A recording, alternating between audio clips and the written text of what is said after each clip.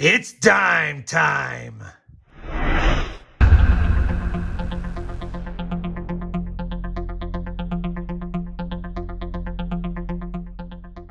Hey everyone, it's RobFindsTreasure. Welcome back to my channel.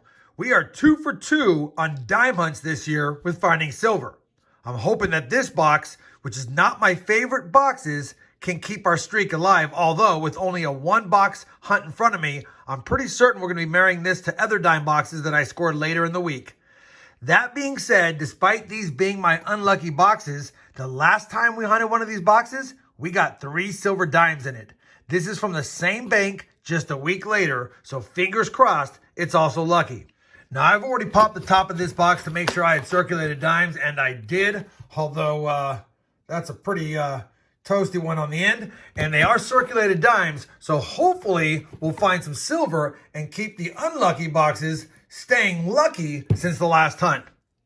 You guys know the drill. I'm going to start cracking rolls, and if and when I find something, I'll be sure to loop you back in. Well, we are on roll 47 of this box, and I think, I'm not 100% sure, but I think we have a silver dime right there. It does have the silver look. It's a little bit dull. Hopefully it's older, but it does have a nice rim intact. Let's see if it's a silver dime. And there's a Denver Mint. So we do know it's a silver dime. 1964. I will take it. The unlucky boxes did come through with a silver. We've also got a 70p proof reverse and a really nice 1983 Denver as well that I'm going to hold on to. Better late than never. 1 silver dime on the board.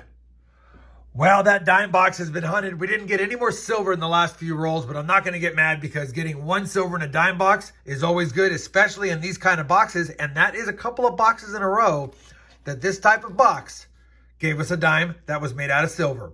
Now, obviously, with only 3 finds on the board and I've already covered them, we're going to get another box or 2. And I'm going to go ahead and do that now. And I'll be back when I have more boxes and more dimes to look for silver in.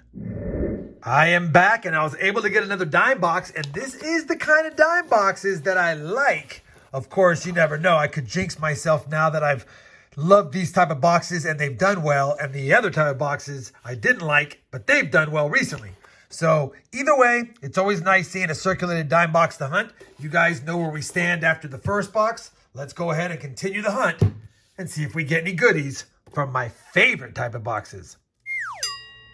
Well, we may have jinxed ourselves. Unfortunately, that 50 dime roll hunt did not produce any silver or any cool finds. We did manage to score 3 1970 Denver minted proof reverse dimes, but again, they're just never in great shape. You can find them, and I think the reason why they have value according to PCGS is not many have been submitted and graded because most collectors know this is not going to receive a high grade. So anyway, 3 of the Denvers. We had a Philadelphia minted one from before, that 64 silver dime, and of course that beautiful 1983 Denver dime for the collection. Man, that was disappointing, but that's dime sometime. So let me go ahead and bring it back in when I get another box. And do I dare say that I hope it's my bad luck boxes? We'll have to see. I'll be back when I have another box. Well, we're back, and we've got another dime box. I was able to get 1 more this week. Maybe I'll get another one by Friday. We'll have to see. But at the end of the day, it's one of my more favorite dime boxes, but they've been cold lately, and my unlucky boxes have been better. You guys remember where we stand as far as finds after 2 boxes? Let's get into this box and see if we can find us some more silver goodies. Well, we're on roll number 7, and it looks like my favorite type of dime boxes just might deliver some silver. You can kind of see it right there towards the right-hand side off the middle of the roll. Looks like a silver dime to me.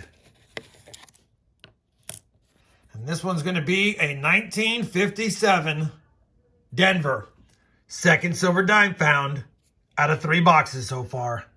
Can't get mad at that. We're on roll number 15. It could just be damaged, but that edge looks like it also might be a foreign, so I figured I'd grab it live with you guys. See what the heck that is. It's going to be a foreign coin for sure. It does have a 10 on the back, 2012. Looks like it's some Asian writing. I am not familiar with that coin whatsoever. Don't know if it's Chinese, Japanese, or something different. Let me see if I can coinoscope it and figure out what the heck it is. All right, according to my Coinoscope app, this is a South Korean 10 won from 2012.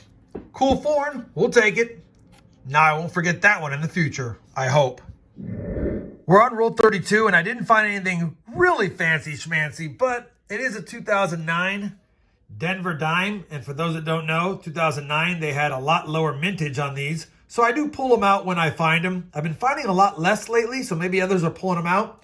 But either way, we'll definitely take it for the collection. I do have a few rolls of those going from all of my dime hunts. Let's get back to the hunt. We're running out of time. Well, that's going to do it for the third dime box of this hunt. I'll probably end up getting a fourth one if I can and call it a 10,000 dime hunt. That being said, I'm happy that we added silver. We got a nice South Korean 10 won, a 2009 low minted Denver dime. We added another 70D proof reverse. Now I have 4 of those and a Philadelphia. I also saw that we had a pretty nice 1982P, and I'll talk more about that in a second. And then I also nabbed a really nice 1974D to check against the album.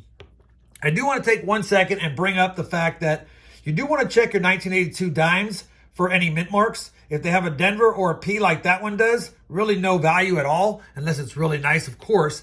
But keep an eye out for that 1982 Philadelphia no mint mark strong strike, and you can take a look right there. It's missing the mint mark. I've been looking for it forever. I know a few people that have found one in circulation, but even in a mint state 63, it's a couple of $100. Now, obviously in circulation, it might not be a mint state 63, but even an AU 55 is still going to fetch around 85 bucks. Not bad for something you paid a dime for. I'll be on the lookout like I always have been. Figured I'd bring that up since I don't talk a lot about dime varieties because I really don't find too many of them. That being said, let me see if I can get one more box. We'll add it to this hunt and hopefully score another silver or two, or maybe a variety. Well, I am back again, and this is the final dime box of this dime time video. Like I said in the last clip, I will tell you in advance that I went to 3 banks to try to get a dime box today, and none of them had any, but the last bank did say she had 5 teller trays full of dimes. So I went ahead and took them, got home, and put them in this box. Fortunately and unfortunately, she didn't have the entire 50 rolls that were bank sealed. She actually threw 11 customer wrapped or even probably teller wrapped rolls from the trays. So at the end of the day, we will have a partial customer wrapped hunt at the end. We're going to save those for the end. Doesn't mean anything is good or bad with these, but I will tell you, and I'll cover some of it up. I know some of them are customer wrapped because they do have the account number at the bank written on them, which means customers probably rolled those dimes, brought them into the bank, and then they put their bank account number on them to make sure they got credit for them. All right, last box. That was a lot of intro to the last box of the hunt, but I wanted to set the stage. Let's get to hunting. See if we can add any more silver to the board. Well, we finished the 39 bank wrapped rolls, and they're pretty uneventful. We did score another 1970D proof reverse dime in pretty rough shape, but we'll take it. And we also grabbed a really nice, for its age, 1967 dime, and I'll take that and compare it to the album along with the other 2. Now that we've covered that, I've got the customer wraps to do, and of course, I will bring you in if something is fancy schmancy, or if they're just returned and already hunted. I'll be back if we get something good, or with the wrap up. Well, we just dumped roll 45 of the box into my hand. It's a customer wrapped, and I believe we have a silver dime, like the 6th or 7th coin in. This is customer wrapped number 6 of the box. So the first 5 had nothing, but this one's gonna have silver. 1952 Denver. Sorry, it's a little bit shaky. Was not expecting that. 3rd silver dime. First one of the customer wraps. 5 to go. Well, 48 is going to have that older wrapper, and the older wrapper is going to prove fruitful because look at that. We're going to have a second silver dime in customer wrapped rolls. Unbelievable. 1964, Philadelphia this time. That's now 4 silver dimes, 2 in the last 4 or 5 rolls, with 2 rolls to go. Well, that's going to do it for that dime box. And again, I don't normally do custom wrapped, but I'll tell you right now, getting 2 silver dimes in the last 11 rolls, all custom wrap rolls, tells me I probably need to start hunting some more custom wraps when I have a chance. At the end of the day, we had 2 silver dimes through the first several boxes and 2 silver dimes in the last 11 rolls for a total of 4 silver dimes. We did manage to get 6 proof reverses. Not going to spend a lot of time on them. There's not a lot of value.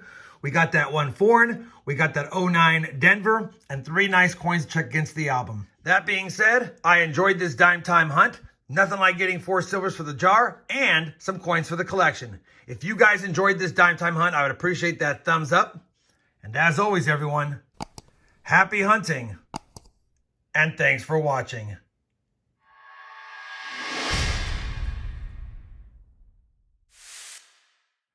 I love adding silver dimes to the stack, but the silver jar likes them as a snack.